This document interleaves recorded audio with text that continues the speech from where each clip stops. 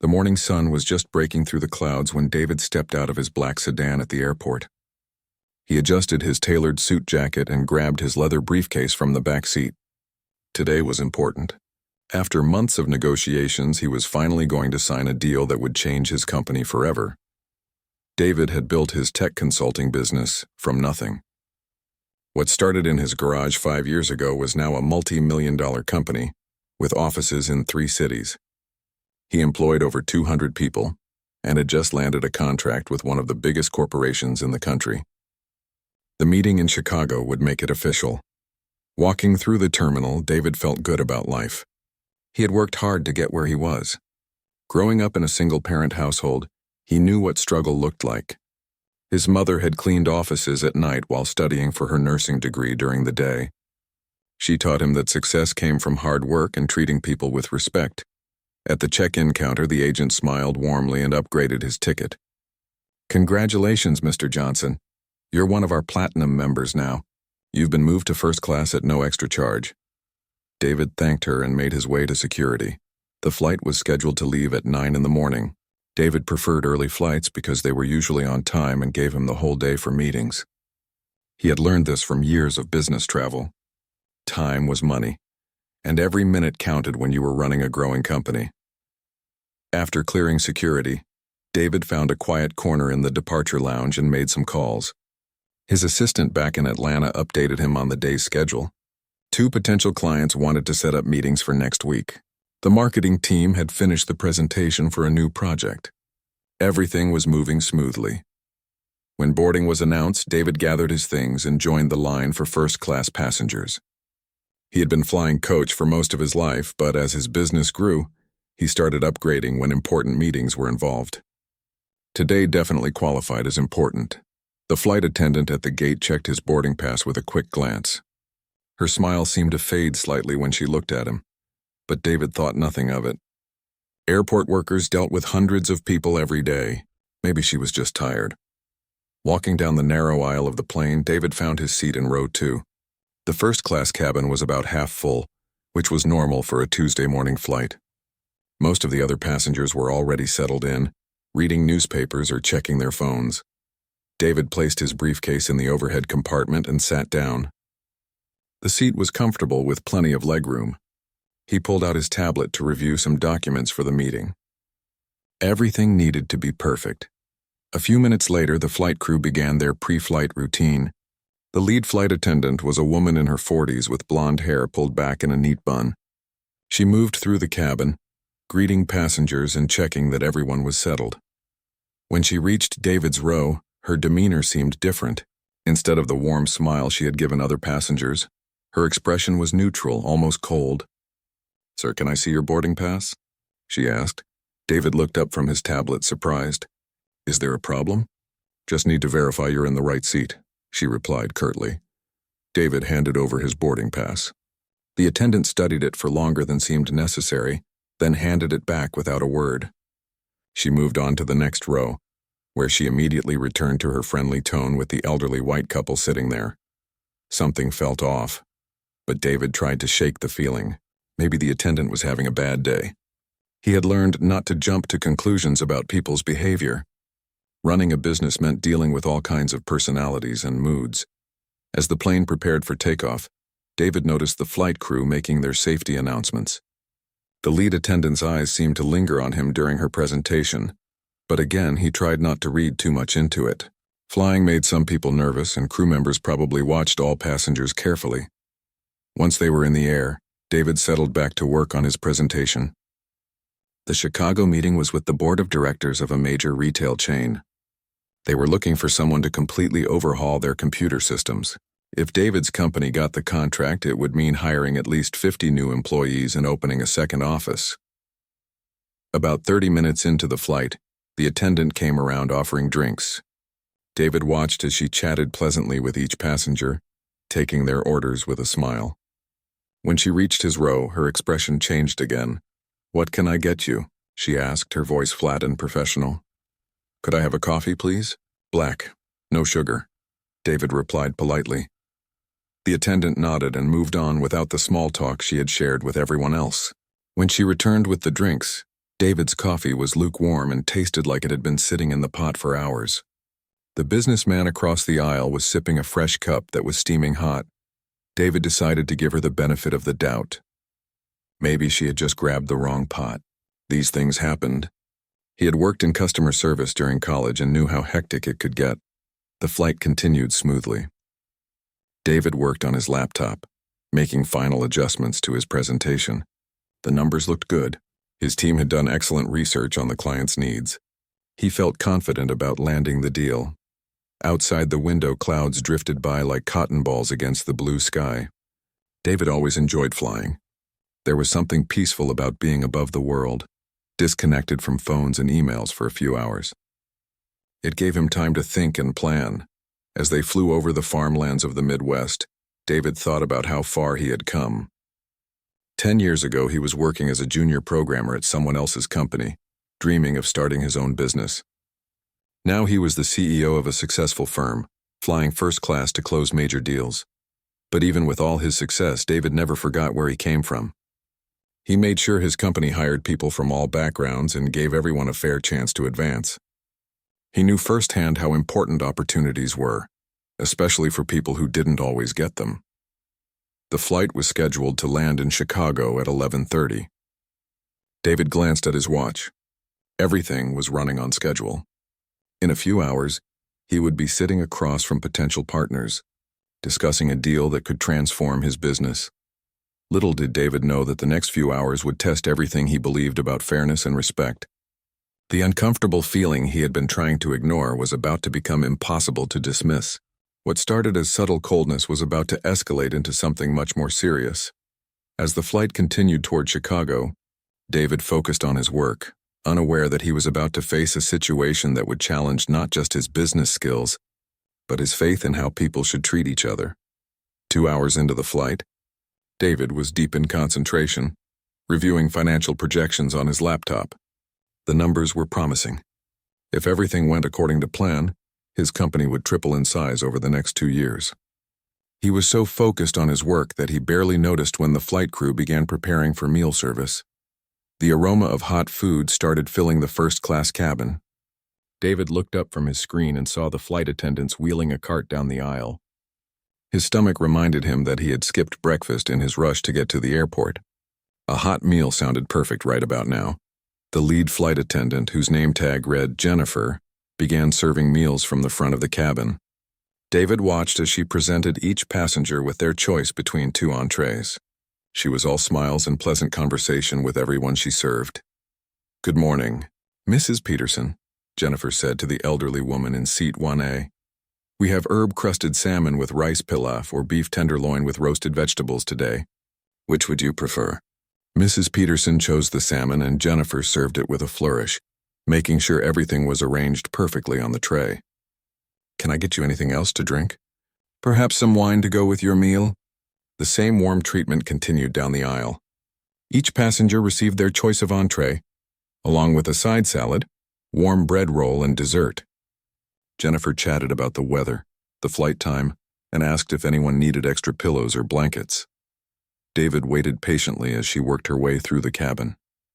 He had already decided on the beef tenderloin, which sounded delicious.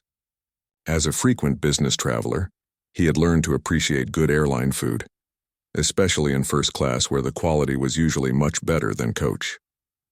Finally, Jennifer reached David's row. But something was different.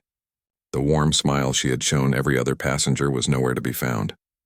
Her expression was neutral, almost cold, as she stopped beside his seat. "Sir," she said, her voice flat and professional, "I'm sorry, but we're all out of both meal options." David looked up from his laptop, confused. "I'm sorry, what did you say?" "We've run out of food," Jennifer repeated. "Both the salmon and the beef are gone." David glanced around the cabin, puzzled. He had been watching the meal service and Jennifer had just started with his row. There were still several passengers behind him who hadn't been served yet. "How could they be out of food already?" "But you just started serving," David said politely. "And there are people behind me who haven't gotten their meals yet, Jennifer." Her jaw tightened slightly. "Sir, it's first come, first served. The meals are distributed based on when passengers checked in for their flights." This made no sense to David. He had checked in exactly 24 hours before departure, right when online check-in opened. He was sure his seat assignment would put him early in the meal service order. "I checked in yesterday as soon as it was available," David explained, keeping his voice calm and respectful. "Could you please check again? Maybe there's been a mistake." Instead of checking, Jennifer reached into the bottom compartment of her cart and pulled out a small wrapped sandwich. "I can offer you this instead," she said, placing it on his tray table. "It's turkey and cheese." David stared at the sandwich. It was clearly a coach-class meal, the kind of simple sandwich served to economy passengers on shorter flights. Around him, other first-class passengers were enjoying gourmet meals with multiple courses and fine presentation. "I'm sorry, but I paid for a first-class ticket," David said, maintaining his polite tone. "I should receive the same meal service as everyone else." Jennifer's expression hardened. "Sir, I've explained the situation. We don't have any more hot meals available. You can either take the sandwich or go without." David felt heat rising in his chest, but he had learned long ago to control his temper in difficult situations. Getting angry rarely solved problems, especially in professional settings. "Could I speak with the head flight attendant, please?" "I am the head flight attendant," Jennifer replied curtly. "And I've told you what's available." By now, other passengers were starting to notice the commotion. The businessman across the aisle looked over with concern. Mrs. Peterson in the front row had turned around to see what was happening. The couple behind David were whispering to each other. David realized that everyone around him had received proper first-class meals, while he was being offered a coach sandwich. The unfairness of the situation was becoming impossible to ignore. "Ma'am," David said, his voice still controlled but firm, "I can see that you just started meal service with my row. Other passengers are still waiting to be served. How exactly did you run out of food?" Jennifer's face flushed slightly. "Sir, if you don't like our service, perhaps you should have chosen a different airline. We provide meals based on availability, and I don't appreciate passengers who think they deserve special treatment." The words hit David like a slap. Special treatment? He wasn't asking for anything special. He simply wanted the same meal service that every other first-class passenger was receiving. The same service he had paid for when he bought his ticket. "I'm not asking for special treatment," David replied, his voice steady despite his growing frustration. "I'm asking for equal treatment. The same service you've provided to everyone else in this cabin." Jennifer slammed the meal cart slightly, causing the dishes to rattle. "Sir, I've explained the situation multiple times. If you continue to be difficult, I'll have to report this incident to the captain." David couldn't believe what he was hearing. He was being called difficult for requesting the meal service that was included with his ticket. Around him, other passengers were starting to look uncomfortable. Some were staring openly at the confrontation. Mrs. Peterson cleared her throat loudly. "Excuse me, young lady," she said to Jennifer, her voice carrying the authority of someone used to being heard. "I couldn't help but overhear. Are you really telling this gentleman that there's no food left?" Jennifer turned to face Mrs. Peterson, and her demeanor immediately changed back to the pleasant professional tone she had used earlier. "Yes, ma'am. Unfortunately, we've run out of both entree options." Mrs. Peterson looked at Jennifer with sharp, intelligent eyes. "But you haven't finished serving the cabin yet. How exactly did you run out of food before completing meal service?" Jennifer's composure wavered for a moment. "Well, some passengers, the catering, it's complicated." David watched this exchange with growing awareness. Mrs. Peterson was asking the same logical questions he had asked, but Jennifer was responding to her with respect and patience. The difference in treatment was becoming more obvious by the minute. Another flight attendant, a young man named Robert, approached the scene. David had noticed him earlier helping with drink service. He seemed nervous about the tension in the cabin. "Is everything okay here?" Robert asked quietly. Jennifer turned to her colleague with visible irritation. "Just a passenger complaint about meal service. I'm handling it." Robert glanced at David, then at the sandwich sitting on his tray table. His eyes showed confusion, as if he too was trying to understand why a first-class passenger was being served a coach meal. David decided to try a different approach. "Robert, is it?" he said, reading the young man's name tag. "Could you please check if there are any meals left in the galley? I'd really appreciate it." Before Robert could answer, Jennifer stepped between them. "Robert, we need to continue service. The meals are gone, and that's final." But Robert looked uncertain. "Actually, Jennifer, I think we still have—" "Robert," Jennifer cut him off sharply. I said we're out of food. The tension in the cabin was now palpable. Other passengers were openly staring, their own meals forgotten as they watched the drama unfold. David realized that this wasn't just about a missing meal anymore. Something deeper was happening here, something that made him feel uncomfortable in a way that had nothing to do with hunger. He looked at the unwrapped turkey sandwich on his tray, then at the elegant meals surrounding him. The message was clear, even if it wasn't being spoken aloud. And for the first time in years, David felt the familiar sting of being treated as less than equal, despite everything he had achieved in his life. The flight to Chicago was far from over, and David had a feeling this was just the beginning of a very long journey. David sat in his seat, staring at the turkey sandwich on his tray while the smell of gourmet meals filled the air around him. He had faced challenges before in his life and career, but this felt different. This felt personal in a way that made his stomach clench with more than just hunger. He pulled out his phone and opened the voice recording app. His lawyer had once advised him to document any situation that seemed unusual or potentially discriminatory. At the time, David thought he would never need such advice. Now he was grateful for it. Jennifer, David said, speaking clearly so his phone would pick up both sides of the conversation. I want to make sure I understand the situation correctly. You're telling me that this airline ran out of first-class meals before finishing service to the first-class cabin? Jennifer turned back toward him, her expression showing irritation at being questioned again. Sir, I've already explained this multiple times. We have limited meals and they're served on a first-come, first-served basis. But the meal service started with my row. David continued, keeping his voice calm and clear. How could you run out of food before serving the first passenger? Jennifer's face reddened. Sir, the meals were allocated based on various factors that passengers aren't privy to. I don't have time to explain airline catering policies to every passenger who has complaints. David glanced around the cabin. Other passengers were definitely listening now, and several looked uncomfortable with what they were witnessing. Mrs. Peterson in the front row was watching with sharp, intelligent eyes.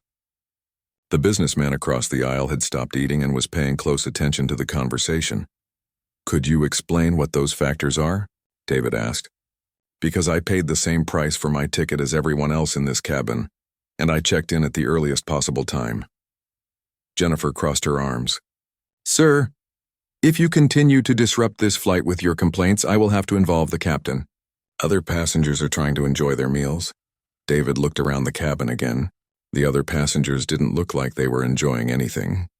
They looked concerned and confused by what they were witnessing. Mrs. Peterson suddenly spoke up, her voice carrying clear authority. Young lady, I need to interrupt here. She turned to David. Sir, I'm Patricia Chen and I'm a retired federal judge. I've been watching this interaction and I have some questions. Jennifer's demeanor immediately shifted when she heard federal judge. Her aggressive posture softened slightly, and the professional smile returned to her face. Yes, ma'am. How can I help you? Judge Chen gestured toward David. This gentleman has been asking reasonable questions about why he didn't receive the same meal service as other passengers. Instead of answering his questions, you've been dismissive and threatened to involve the captain. Can you explain why? Jennifer looked flustered. Well, Your Honor. I mean, ma'am. It's just that we have limited meals and... You keep saying the meals were limited, Judge Chen continued, but you started meal service with his row. Are you telling me that an airline would begin first-class meal service without having enough meals for first-class passengers? Jennifer glanced around nervously. Other passengers were nodding in agreement with the judge's logic. The situation was clearly not going the way she had expected. Furthermore, Judge Chen continued, I noticed that you offered him a coach-class sandwich. If you truly had no first-class meals remaining, why didn't you offer the same alternative to the passengers behind him who haven't been served yet? David watched as Jennifer struggled to answer. The judge's cue. Stians were exposing the flaws in her story that David had been pointing out all along. Robert, the younger flight attendant, approached the group again. He looked nervous but determined. Jennifer, excuse me, but I need to tell you something. Jennifer turned toward him with obvious irritation. Robert, we're in the middle of meal service. What is it? Robert glanced at David, then at Judge Chen, then back at Jennifer. Actually, we do have more meals. I just checked the galley. We have plenty of both entrees left. The cabin fell completely silent. David felt his heart rate increase as the truth came out. Judge Chen raised an eyebrow and looked at Jennifer expectantly. Jennifer's face went through several shades of red. "Robert, you must be mistaken. I already checked." "No, ma'am," Robert said, his voice growing stronger. "I counted them myself. We have at least 6 salmon meals and 4 beef meals still in the warming ovens, plus the backup meals we always carry." David felt a mixture of vindication and disappointment. He had been right about the availability of meals, but that meant Jennifer had deliberately lied to him. The question was why. Judge Chen spoke into the silence. "Well, that's very interesting. Jennifer, would you care to explain why you told this passenger that no meals were available when your colleague says there are plenty?" Jennifer looked trapped. She glanced around the cabin, clearly aware that every passenger was watching and waiting for her answer. There must have been a miscommunication. A miscommunication about how many meals are on the plane." Judge Chen's voice carried the sharp tone of someone used to cross-examining witnesses. "Robert seems quite certain about the count." The businessman across the aisle finally spoke up. "Excuse me, but I'd like to say something." He introduced himself as William Torres, a corporate attorney from New York. "I've been watching this entire interaction, and I'm frankly disturbed by what I've witnessed." Jennifer looked like she wanted to disappear. Having a federal judge and a corporate attorney questioning her actions was clearly not what she had planned when she decided to deny David his meal. Mr. Torres continued, "This gentleman has been polite and reasonable throughout this conversation. He's asked legitimate questions about why he's receiving different treatment from other passengers. Instead of addressing his concerns professionally, you've been dismissive and hostile." David felt a wave of gratitude toward these strangers who were standing up for him. He had spent years building his business and reputation, but in this moment, he was just another passenger being treated unfairly. Judge Chen turned to David. "Sir, I want you to know that I've been taking mental notes of this entire interaction. If you decide to file a complaint with the airline or any regulatory agency, I would be happy to provide a statement about what I've witnessed." Mr. Torres nodded in agreement. "Same here. I travel frequently for business, and I've never seen anything like this. What's happening here is clearly inappropriate." Jennifer looked panicked now. The situation had spiraled far beyond what she had expected. "Ladies and gentlemen, I think there's been a misunderstanding here." "The only misunderstanding," Judge Chen said firmly, "is your misunderstanding of how passengers should be treated regardless of their appearance." The words hung in the air like a thunderclap. Judge Chen had said what everyone was thinking, but no one had wanted to voice directly. This wasn't really about meals or airline policies. This was about something much more fundamental. David looked at Jennifer, waiting to see how she would respond to the judge's direct challenge. The entire cabin was silent, waiting for the same thing. Jennifer's mouth opened and closed several times, but no words came out. She seemed to realize that anything she said at this point would only make the situation worse. Robert stepped forward again. "Sir," he said to David, "I'd be happy to get you whichever meal you'd prefer. Both options are still available and hot." David nodded gratefully. "The beef tenderloin, please." "Thank you, Robert." As Robert hurried toward the galley to get David's meal, Jennifer remained frozen in place. The power dynamic in the cabin had completely shifted, and everyone knew it. David saved his phone recording and put the device away. He had more than enough evidence of what had transpired. Now he needed to decide what to do with it. Judge Chen leaned toward him and spoke quietly. "Young man, I don't know what you do for a living, but I can tell you're someone who's used to handling difficult situations with grace. You've conducted yourself admirably here." David smiled for the first time since the meal service began. "Thank you, Your Honor. That means a lot coming from you." What David didn't know was that this flight would soon become one of the most talked-about incidents in recent airline history, and the consequences would reach far beyond anything Jennifer could have imagined when she decided to deny him a simple meal. Robert returned quickly with David's meal, and it was exactly what he had hoped for. The beef tenderloin was perfectly cooked, accompanied by roasted vegetables and a small side salad. It was the same high-quality meal that every other first-class passenger had received, served with genuine courtesy and an apologetic smile. "I'm really sorry about the confusion earlier, sir," Robert said quietly as he arranged the meal on David's tray table. "I hope you enjoy it." David thanked him warmly. Robert seemed like a good person, caught in an uncomfortable situation created by his supervisor. As David began eating, he noticed that Jennifer had retreated to the galley and hadn't been seen since the confrontation with Judge Chen and Mr. Torres. About halfway through his meal, David's phone rang. The caller ID showed his assistant calling from Atlanta.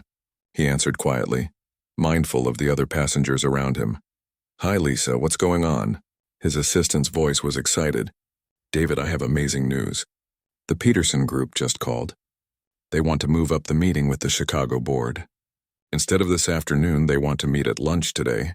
They're so impressed with our proposal that they want to fast-track the whole process." David felt a surge of excitement. The Peterson Group was one of the largest retail chains in the country. Landing their business would be a game-changer for his company. "That's fantastic. Did they say anything else?" "They mentioned that they've been following your company's growth in the business journals. Apparently, your success story has been getting a lot of attention in the industry. They specifically requested to meet with you personally because of your reputation."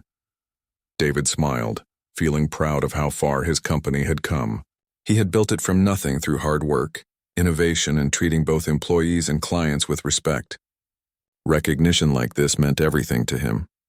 "Also," Lisa continued, "I need to remind you about the Forbes interview scheduled for next week.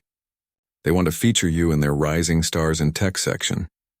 The reporter said they're particularly interested in your company's diversity initiatives and community outreach programs."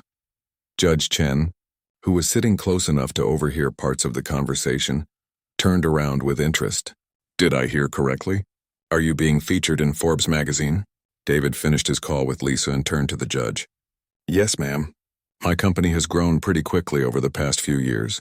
We've been fortunate to get some media attention." Mr. Torres leaned over from across the aisle. "What kind of company do you run?" "Tech consulting," David explained. "We help large corporations upgrade their computer systems and improve their digital infrastructure. We started small, but we've grown to about 200 employees now." Judge Chen's eyes widened with recognition. "Wait a minute. Are you David Johnson, the CEO of Johnson Tech Solutions?" David nodded, surprised that she knew his company. "I read about you in the Wall Street Journal last month." Judge Chen exclaimed. "You just landed that huge government contract, didn't you? The one to modernize the federal tax system?" David felt a bit embarrassed by the attention, but confirmed that yes, his company had recently been awarded a major federal contract. It was the biggest deal in the company's history. Mr. Torres was now staring at David with amazement. "You're kidding me. Johnson Tech Solutions? My law firm has been recommending your company to our corporate clients. You guys have an incredible reputation in the industry." The conversation was drawing attention from other passengers in the first-class cabin. David tried to keep his voice down, but people were clearly interested in learning more about the successful businessman who had been so mistreated earlier. Mrs. Peterson from the front row turned around. "Young man, did you say Johnson Tech Solutions?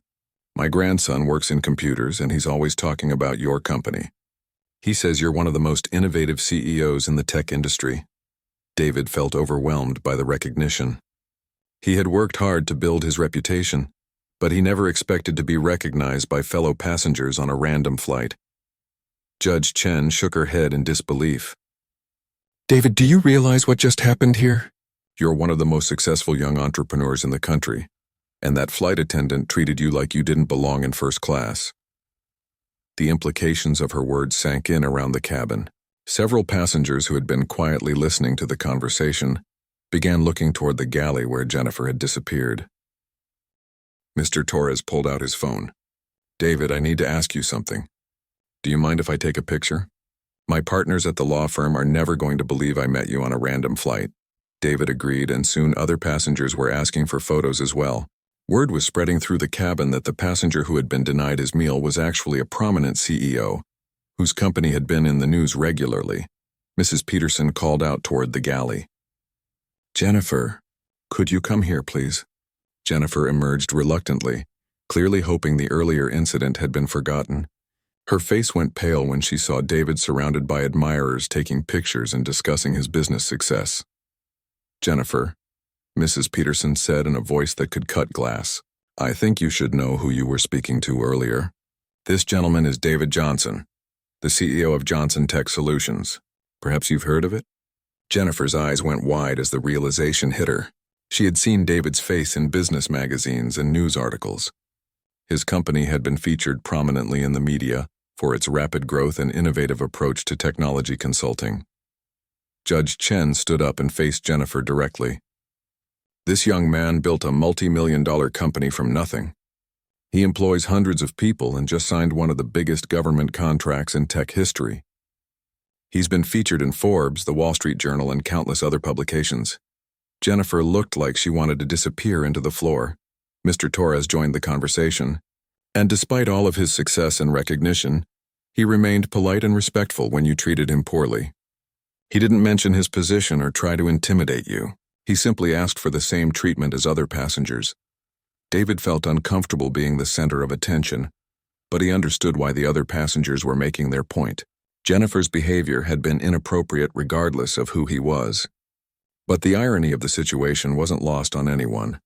Judge Chen continued, "Jennifer, this incident reflects very poorly on your airline. Mr. Johnson has the resources and platform to make this treatment public knowledge. He could potentially damage your company's reputation significantly." Jennifer finally found her voice. "Mr. Johnson, I had no idea who you were." "If I had known," David held up his hand to stop her. "That's exactly the problem, Jennifer. You shouldn't treat passengers differently, based on who you think they are or aren't. Every person on this plane deserves the same level of respect and service." The cabin fell silent as David's words sank in. He had articulated what everyone was thinking, that respect and fair treatment shouldn't depend on someone's fame or fortune. Mrs. Peterson nodded approvingly. "Exactly right, young man. How you treat people when you think they can't help or hurt you shows your true character." Jennifer's face was now bright red with embarrassment and what appeared to be genuine remorse. She had made a serious error in judgment, and everyone in the cabin knew it. David looked around at the faces of his fellow passengers. Judge Chen, Mr. Torres, Mrs. Peterson, and others who had witnessed the entire incident. They had stood up for him when he needed support, and they had seen both his mistreatment and his gracious response to it. As the plane began its descent toward Chicago, David realized that this flight had become about much more than just a missed meal. It had become a lesson in dignity, respect, and the consequences of prejudice. And Jennifer was about to learn that some lessons come with a very high price. The plane touched down at Chicago O'Hare Airport right on schedule. As passengers began gathering their belongings, David noticed that Jennifer had remained in the galley throughout the landing process. She seemed to be avoiding any further contact with the first-class passengers. Judge Chen approached David as they prepared to leave the aircraft. "David, I meant what I said earlier about providing a statement if you decide to file a complaint. What happened today was unacceptable and it needs to be addressed." Mr. Torres handed David his business card. "I agree completely. I've never witnessed anything like this on a commercial flight. If you need any legal advice about how to proceed, please don't hesitate to call me." David thanked both of them sincerely. As they walked off the plane, several other passengers also offered to serve as witnesses if needed. Mrs. Peterson gave David her contact information and made him promise to keep in touch. Once in the terminal, David found a quiet corner and called his assistant. "Lisa, I need you to do something for me. Contact our legal team and have them research the proper channels for filing a discrimination complaint with both the airline and the Department of Transportation." "Of course," Lisa replied. "Did something happen on the flight?" David explained the entire incident, from the initial denial of meal service to the eventual revelation of his identity. Lisa was shocked by what she heard. "David, this is serious. We should also contact the media relations team. Given your public profile and the company's reputation, this could become a news story." David had been thinking the same thing. His company had worked hard to build a positive public image, particularly around issues of diversity and equal treatment. This incident could actually help highlight important issues if handled correctly. "Set up a meeting with the legal team for tomorrow morning," David instructed, "and draft a detailed timeline of everything that happened while it's still fresh in my memory." After ending the call, David took a moment to process what had occurred. Despite his success and recognition, he had been treated poorly simply because of assumptions made about him. It was a sobering reminder that prejudice could affect anyone, anywhere. David's phone buzzed with a text message from Judge Chen. She had sent him her contact information along with a note. "Don't let this slide. What happened today cannot be tolerated." Over the next few days, David worked with his legal team to file formal complaints with multiple agencies. The documentation was thorough. His phone recording of the conversation, written statements from Judge Chen, Mr. Torres, Mrs. Peterson, and 3 other passengers who had witnessed the incident. The airline's initial response was disappointing. A customer service representative offered a standard apology and a voucher for a future flight. When David's legal team made it clear that this was insufficient, the airline agreed to conduct an internal investigation. But David wasn't content to wait for internal investigations. He had learned that change often required external pressure. His company's public relations team reached out to several media outlets that covered business and civil rights issues. The story broke on a Wednesday morning. A major business news website published an article titled, "Tech CEO Denied First-Class Meal Service in Apparent Discrimination Incident." The article included quotes from Judge Chen and Mr. Torres, as well as excerpts from David's recording of the conversation with Jennifer. The response was immediate and overwhelming. David's phone rang constantly with interview requests from television news programs, podcasts, and newspapers. Social media exploded with outrage about the incident and support for David. By Thursday afternoon, the airline was facing a public relations crisis. The hashtag #RespectAllPassengers was trending on multiple social media platforms.